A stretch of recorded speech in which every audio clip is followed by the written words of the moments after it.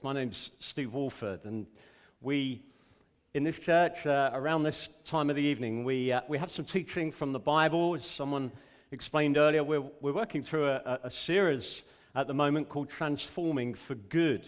And you have heard 7 stories of how God has transformed individual lives. And every story is unique. But we believe God's power is so great that He not only transforms individual lives, but he has the power to transform all kinds of situations.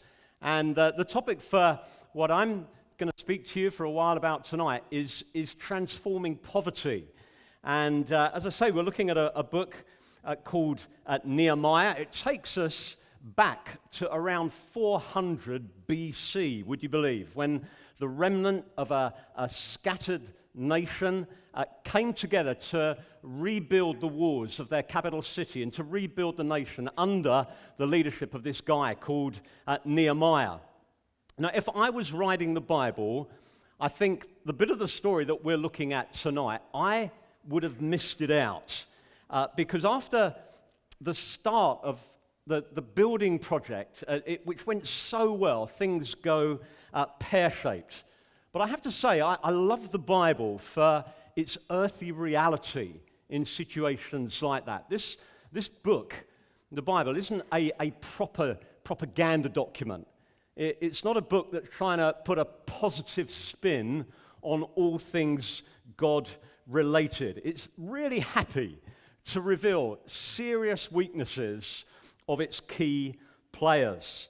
And what's happened in this story is that the community that has worked together so heroically on rebuilding the city walls, overcoming all kinds of external enemies, is now experiencing some serious internal problems in their community. And it's creating tensions to the extent that it's threatening to tear them apart. But we're going to read it, or I'm going to read it anyway. It's a fairly long chapter, so please bear with it. You may want to look out for what I believe is probably a reference to the first Calvary in the existence of the world, okay? Listen out for that. So this is Nehemiah 5, and the words will appear on the screen. Now there arose a great outcry of the people and of their wives against their Jewish brothers. For there were those who said, "With our sons and our daughters we are many, so let us get grain, that we may eat and keep alive." There were also those who said, "We are mortgaging our fields, our vineyards, and our houses to get grain because of the famine." And there were those who said, "We have borrowed money for the king's tax on our fields and our vineyards. Now our flesh is as the flesh of our brothers, our children are as their children, yet we are forcing our sons and our daughters to be slaves. And some of our daughters have already been enslaved, but it is not in our power to help it. For other men have our fields and our vineyards." I was very angry when I heard their outcry and these words. I took counsel with myself, and I brought charges against the nobles and the officials. I said to them, "You are exacting interest, each from his brother." And I held a great assembly against them and said to them, "We, as far as we are able, have brought back our Jewish brothers who have been sold to the nations. But you even sell out your brothers, that they may be sold to us." They were silent and could not find a word to say. So I said, "The thing that you are doing is not good. Ought you not to walk in the fear of our God to prevent the taunts of the nations, our enemies? Moreover, I and my brothers and my servants are lending them money and grain. Let us abandon this exacting of interest. Return to them this very day their fields, their vineyards, their olive orchards, and their houses, and the percentage of money, grain, wine, and oil that you have been exacting from them." Then they said, "We will restore these and require nothing from them. We will do as you say." And I called the priests and made them swear to do as they had promised. I also shook out the fold of my garment and said, "So may God shake out every man from his house and from his labor who does not keep this promise. So may he be shaken out and emptied." And all the assembly said, "Amen," and praised the Lord. And the people did as they had promised. Moreover, from the time that I was appointed to be their governor in the land of Judah, from the 20th year to the 32nd year of Artaxerxes the king, 12 years, neither I nor my brothers ate the food allowance of the governor. The former governors who were before me laid heavy burdens on the people and took from them for their daily ration 40 shekels of silver. Even their servants lorded it over the people, but I did not do so because of the fear of God. I also persevered in the work on this wall, and we acquired no land, and all my servants were gathered there for the work. Moreover, there were at my table 150 men, Jews and officials, besides those who came to us from the nations that were around us. Now, what was prepared at my expense for each day was 1 ox and 6 sheep and birds, and every 10 days, all kinds of wine in abundance. Yet for all this, I did not demand the food allowance of the governor, because the service was too heavy on this people. Remember for my good, O my God, all that I have done for this people. There may be some of you that are just wondering right now, what on earth am I doing here? You may have come because someone you know is being baptized and you've come out of politeness, you wanted to come, but you weren't expecting to hear some old guy standing and talking about things that happened 2,500 years ago, and you're wondering, what is the relevance of this to me? Well, we're talking about transforming poverty. My hope is that at very least, if as a result of the next half hour we can do something more about poverty in our city or in our nation, that will be time well spent. But the extraordinary thing to me is when you read that passage, it seems so familiar with our day and age. You'll find there's references to mortgages and loans and debts and taxation systems and the slave trade. These are issues that we are so familiar with ourselves. But they had an additional problem. Here's the big problem that they were facing back then. It's one of famine. It's serious food shortages. Now, I don't know if anybody has experienced that in a serious kind of way. I know some of us would have experienced going without a meal, or perhaps going without food for a day or more, and that is really hard. And if you're anything like me, when you go without food for any kind of period of time, you fix your mind on when you're going to eat again, precisely, and what you're going to eat. But you know, if you're in a situation where you never know when you're going to eat next, that leads to some real desperation. And that coupled with the fact that this nation were still really in many ways under occupation or under ownership by the Persian king. They had to they had to pay a heavy tax to the Persian king. Those two things together, famine and taxation, meant there were serious problems for them as a community. People were having to sell their right of ownership to land and property so they could buy grain, so they could cover taxes. Some of them were having to take out loans at excessive rates of interest. And perhaps most awful of all was that some that could not keep up with the interest repayments, or they couldn't pay back their loans, were actually having to sell family members, including children, into slavery. Imagine the horror of that. Something that I'm sure the vast majority of us in this room would never have had to face. And in normal circumstances, making loans and profits, that's just normal, commercial. That thing happens normally. You wouldn't be surprised by that. But in days like this particularly, where the richest and the strongest were taking advantage of the poorest and the weakest, this was absolutely wicked. And the most shocking thing of all was that the people that were abusing others in this situation, it weren't some invading foreign power, it was their own nation. It was their own brothers. You probably don't need me to remind you, but we have problems in our own nation. We have actually some issues that are similar to this. In since Easter of last year, 500,000 people in our nation have had to visit food banks to obtain food. Now, you can't just roll up at a food bank and ask for food. You have to be referred. There are certain criteria you have to go through. It makes it quite serious. 500,000 have been through that process. We have a food bank that's associated with our Shoreham site. And in the last 2 months, they've given food to 100 families just in that part of the city. You know, in some London boroughs, at least half the children are living in poverty. It's estimated that 3 million people in the UK are suffering from malnourishment. It's called the silent killer. Increasingly, elderly people are dying in their homes and lying undiscovered for weeks.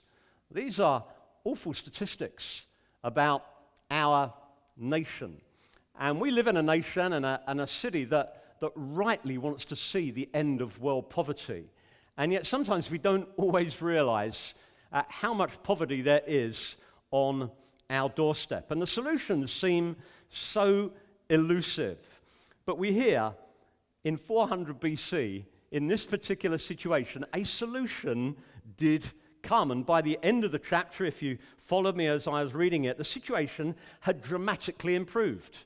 And Nehemiah, as governor, his contribution was massive. But something bigger was going on here than Nehemiah. As you read this passage, what you see is God at work in the whole community. Rulers, officials, priests, and people all working together. But there was a trigger that started to bring about a solution. And that trigger was that Nehemiah got angry. He got very angry. Now, even today, as we'll find out in a few moments, Nehemiah wasn't perfect. But right through this book that we're looking at, we find that actually he looks a lot like the perfect ruler to come, the Lord Jesus Christ.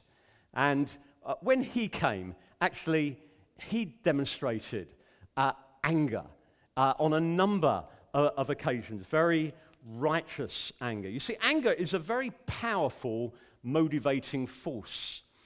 And Nehemiah got very angry, it says, when he heard the outcry of the people, when he heard the full extent of what had been happening. He didn't overlook it, he didn't excuse it, he burst into action.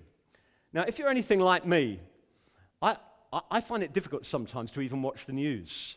Sometimes I just don't want to see or hear about situations of extreme poverty and suffering. There's something in me that just wants to just keep it at arm's distance. It's difficult to know how to process those kind of emotions. It's not something I'm proud of. We don't always like hearing outcries, but Nehemiah heard this outcry. And you know, when we do hear something that shocks us on the news, it's right, it's good that it should disturb us. It really should make us angry.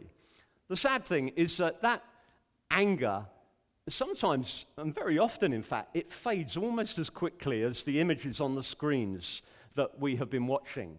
But you know, for some people, Nehemiah types, there's an anger that comes that once it's ignited, it lasts a lifetime. I don't know how many of you would know much of the story of William Wilberforce, a British politician, lived in the 1800s, but when he saw the condition on slave ships, it said it's like a rage gripped his soul that never left him, and he gave his entire life towards the abolishing of slavery.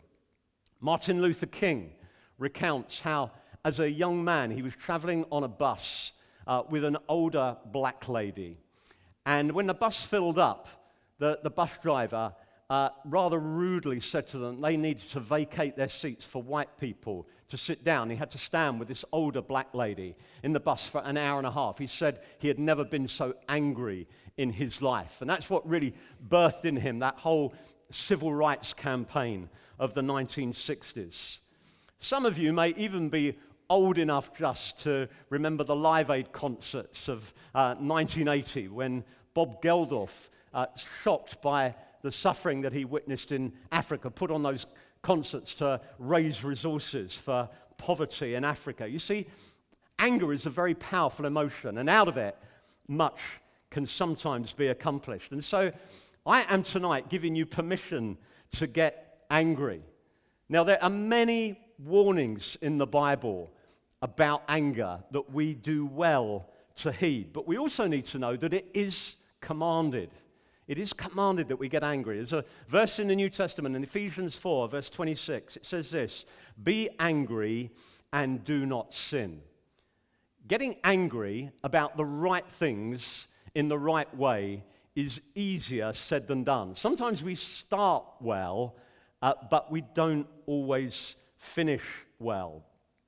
One of my daughters recently was queuing up to get a train ticket, and a young guy from another nation was in front of her, realized that before he could get his train ticket, he needed to disappear and do something quickly. He needed to get some other piece of information. So my daughter said to him, "That's fine, I'll save your place in the queue.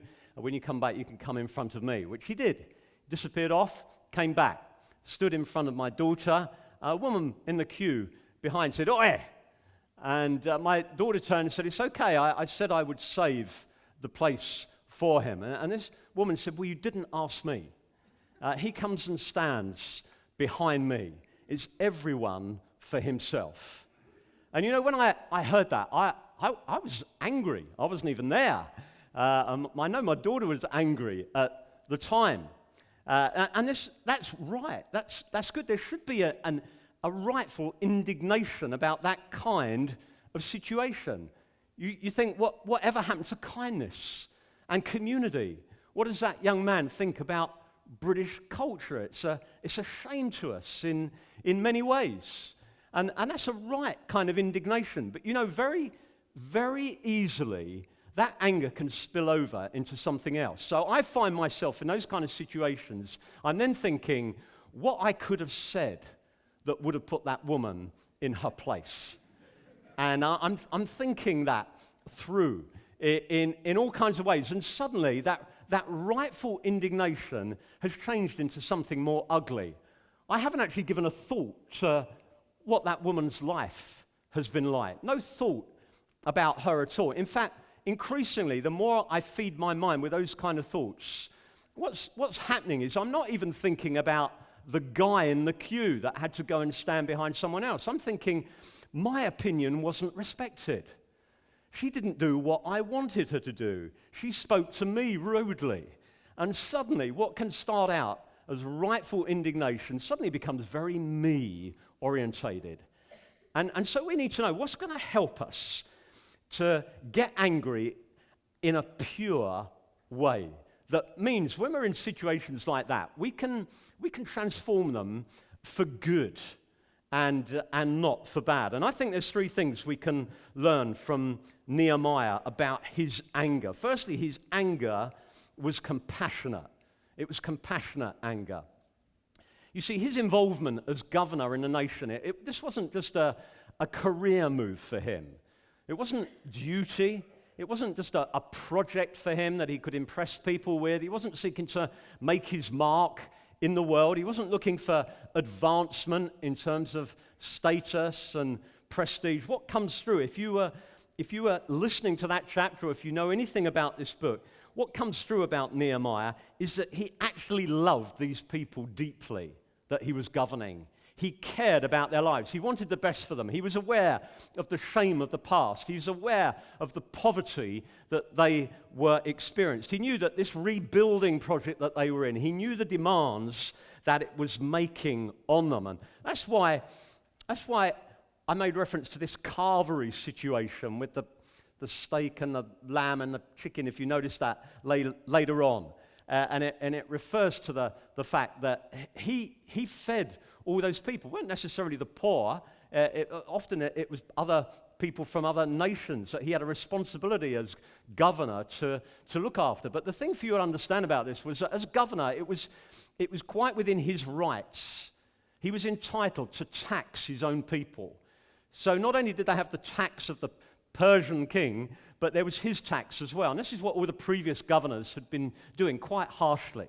Just another taxation system out of which he could have an abundance of food. He could eat like a king and others with him. Nehemiah refused to do that.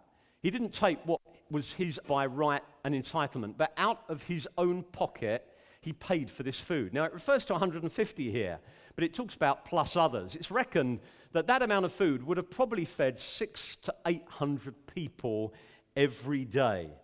And he did that out of his own pocket because he knew how hard-pressed his people were. Now, that reflects something of the heart of God towards the poor.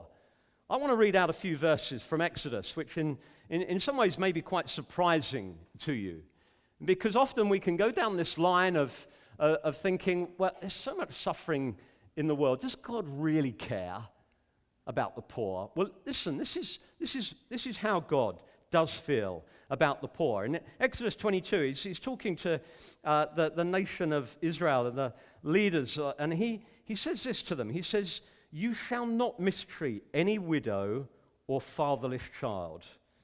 If you do mistreat them and they cry out to me, I will surely hear their cry, and my wrath will burn, and I will kill you with the sword, and your wives shall become widows, and your children fatherless.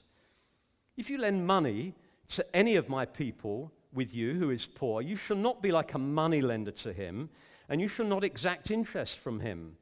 If ever you take your neighbor's cloak in pledge, you shall return it to him before the sun goes down, for that is his only covering, and it is his cloak for his body. In what else shall he sleep?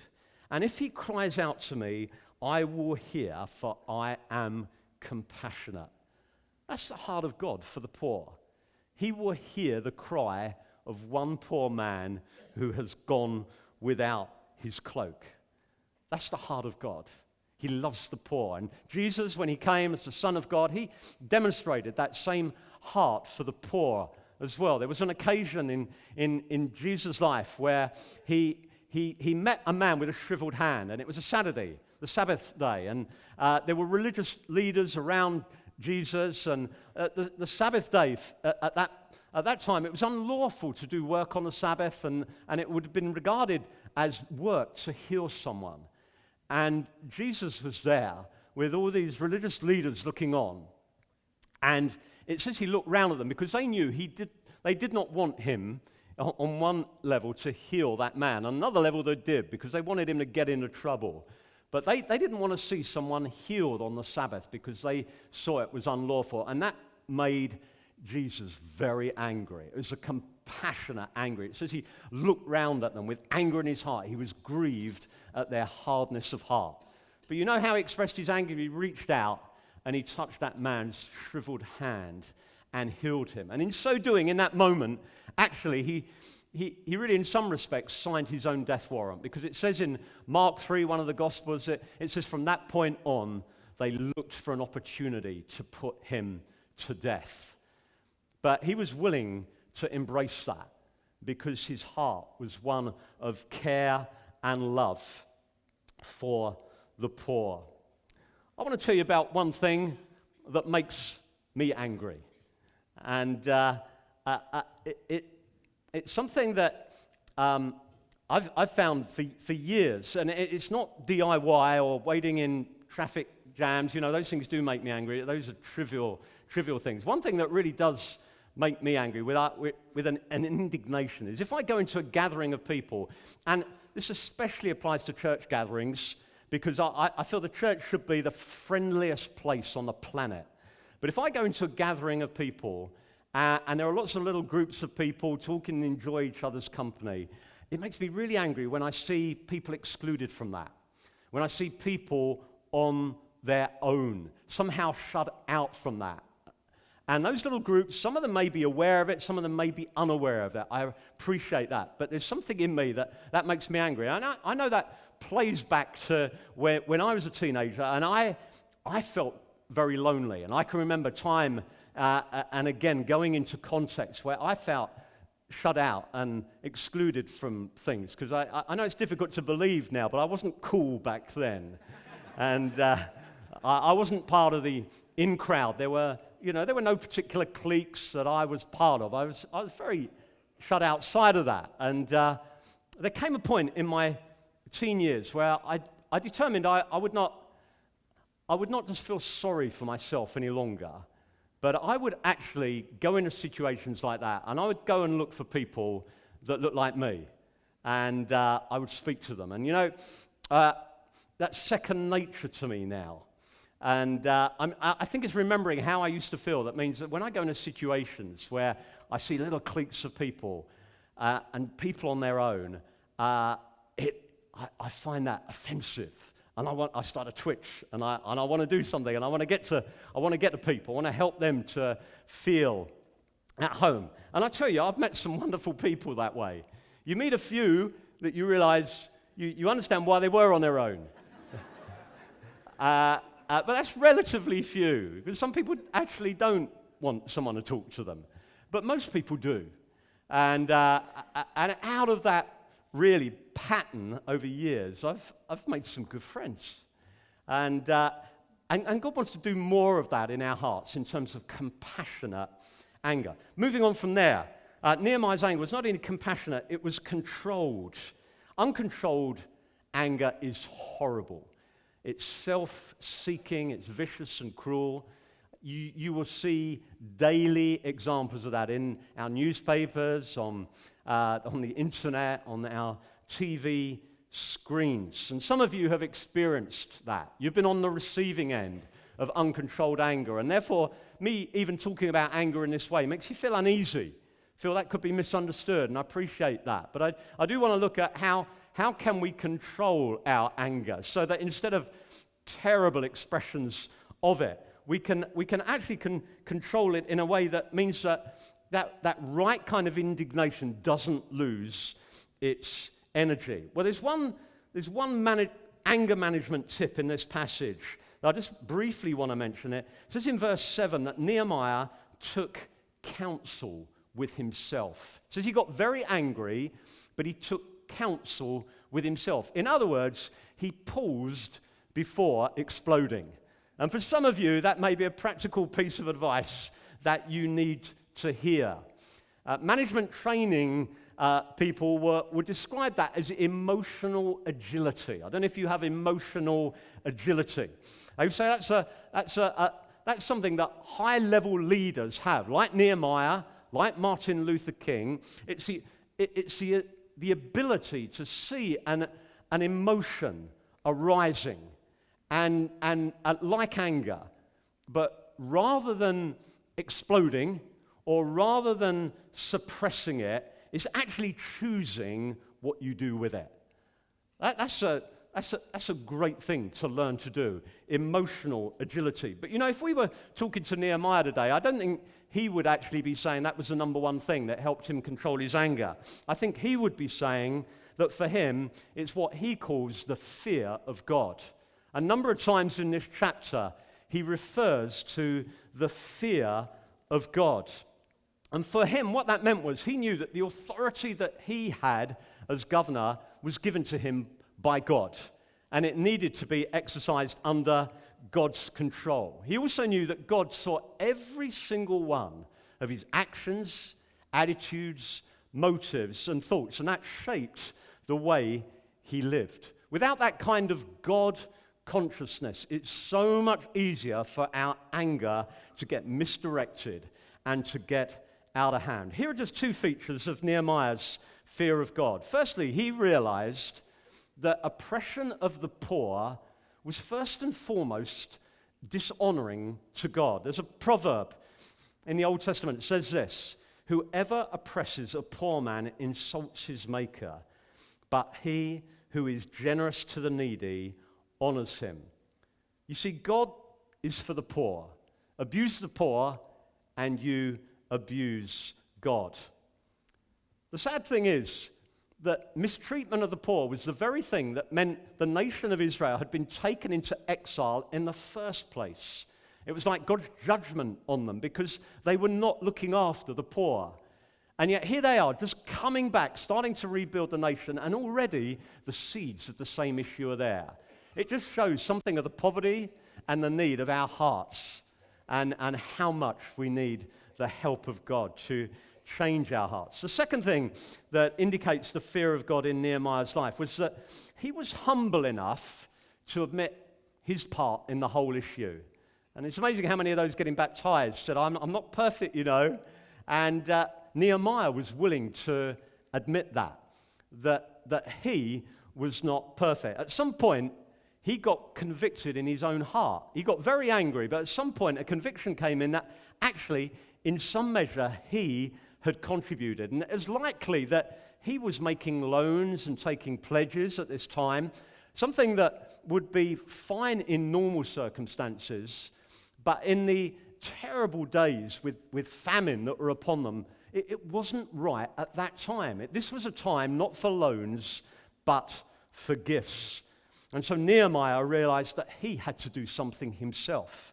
He wasn't just calling on others to change, he knew he had to change his as well.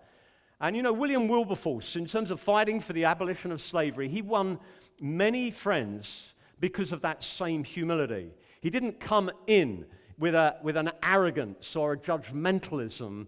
He came in with a humility that softened people's hearts. On introducing anti-slavery legislation, he said this: "I mean not to accuse anyone, but to take the shame on myself. We are all guilty."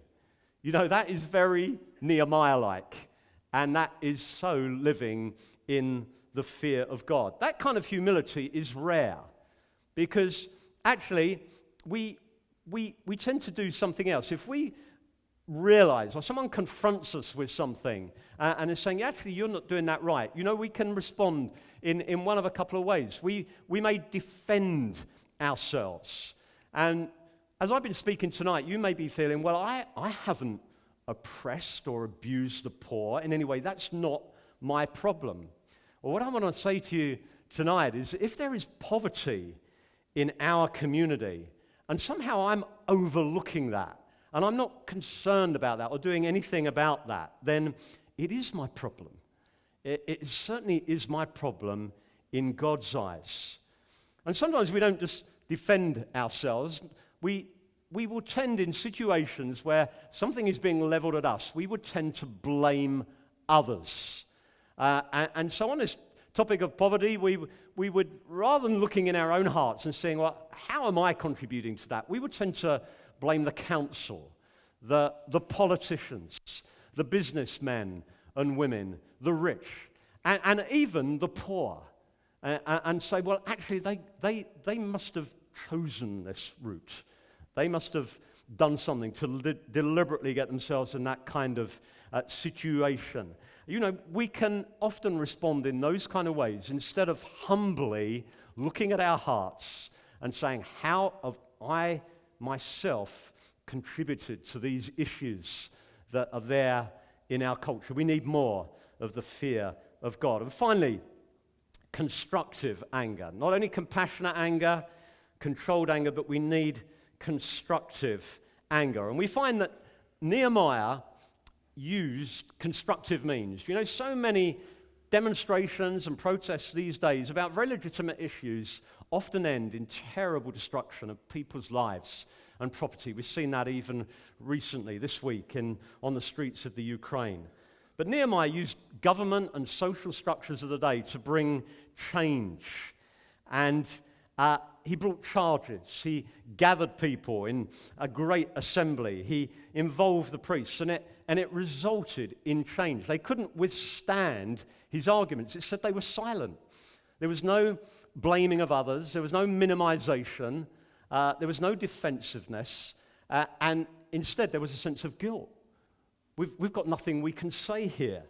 And immediately they returned land and property and loans, even interest. And it said they all did it. Not just those that were the key offenders, they all did it. There must have been something about Nehemiah's example of confessing his own part that triggered the whole community. And that's when poverty really begins to change. It's not when a few say, this is a problem. It's when the whole community says, this is our problem. We need to do something about this. No delay. We do it today. And that's what they did. And they found great joy in doing it. I just want to bring a few applications as we close tonight, because I'm not naive enough to think that we can transform poverty overnight in Brighton. It's a huge need. It's a complex situation, an overwhelming one. But, there are some small steps that we can take. And here is one of them. Start with your own heart. Recognize that actually there's a poverty in your own heart. I've identified some things tonight. It may be that you do have anger issues. It might be that your mentality is every man from himself. You're more concerned with anything about what's in it for you and your interests and your rights and all kinds of other motives and attitudes that really, to be honest, are shabby. We cannot transform poverty in our culture until we see poverty transformed in our hearts. And some of you may be thinking, well, I've lived with this heart all my life. Who's going to help me with that?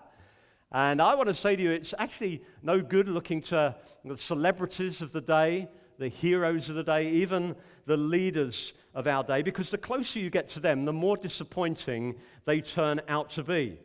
But there is one person who's different, Jesus Christ, fully man, fully God. The closer you get to him, the more amazing he is. And I've spent nearly the last 50 years so far getting to know him more, and he is not disappointing. And I just want to read a verse out, which for some of you could be a life-changing verse tonight. It's from a book in the Bible, 2 Corinthians, New Testament. It says this: "For you know the grace of our Lord Jesus Christ, that though he was rich," in other words, he came from the glory of heaven to earth, "yet for your sake he became poor. He lived among us. He died a brutal death at our hands, though he did not deserve it. He did that so that you, by his poverty, might become rich." And we've heard so many of those who have been baptized tonight saying, on the cross, he took effectively my poverty, my anger, my selfishness and pride and guilt and all the punishment that I deserve for that. He took it. And instead of that, he's given me things, not loaned me things for a bit, but fully and freely given me forgiveness and acceptance and peace and kindness. That's what God has done for us. That's good news. And if there's any of you here tonight that in your hearts, there's a poverty in my heart. There's a sickness right at the root of my heart. And in your poverty, you want to cry out to God. You want to know one like this who will take all that stuff and give you freedom. Then you can cry out to him. Because, as we've heard tonight, he never rejects the cry of a poor person calling out to him. If you say, "God, I need you. I need you to do something about the sickness in my heart," he will hear your cry tonight. And I encourage you to do that as we even draw to a close tonight. Some of you may feel, I just need to think this through more. That's absolutely fine. Maybe for you, coming along to the Alpha course on Wednesday night would be a great next step for you. Just before we close, though, let me say two other things. Having looked at the poverty in your own heart, starting to do something about that, then in terms of transforming poverty, move on to those that are closest to you. Mother Teresa said this: "What can you do to promote world peace? Go home and love your family." And many around us don't have families. One of the greatest forms of poverty in our culture is loneliness and people feeling unloved. And if we can reach out in some small way to those around us, we're beginning to alleviate some poverty. So look out for those around you that may be elderly, may be bereaved, may be sick, may be slaves to all kinds of things. And if you can love them and be a friend to them, if you can listen to them, if you can hear something of the cry of their heart, who knows what God might do through that. There may be people in your street, in your family, certainly people in this site, may even be people, if you are part of this church, in your midweek small group that need your help in that kind of way. And if you feel like you're one of those, that you are lonely, you are poor in some ways, don't just wait for that kind of help to come to you. you start to do that yourself with the very little that you have to give to others. You step out and do that as well, because it's often as you give that you find that you receive. And lastly, just in terms of the needs of our city, how can we do anything about that? Well, for some of you, maybe there is a role for you in terms of local government or getting involved in some kind of groups in this city that influence these kind of issues. Maybe God's calling some of you to that. There may be others of you that feel, I just want to do something this week. I want to address something of this poverty issue in some small way. You know, Mother Teresa also said this. She said, if you can't feed 100 people, feed just one. And you know, together we can do more than that. And over the winter, we've been running a night shelter here, and it's going to run for a few more weeks. You know, we still need some help with that. And our hope is that when that night shelter comes to an end later in this year, we'll be able to restart our drop-in facility that we used to run for the homeless. That used to get about 70 plus people, that we could provide food and friendship in that context. We'd love to relaunch that out of this night shelter. So if some of you are feeling, hey, I could do that, I would love to do that, then get hold of that Connect card in front of you. It talks about serving opportunities. You may just want to circle the bit that says serving the city. And there's an immediate action you can take. I'm going to invite the musicians to come, and we're going to, just in closing tonight, we're going to worship God for a while. But I want to encourage you to do something with the anger that I'm sure you all feel at times, and encourage you to believe that maybe even this week there will be situations that you touch that get transformed because of what God is doing in your heart at this time. God bless you. Let's stand together and worship God.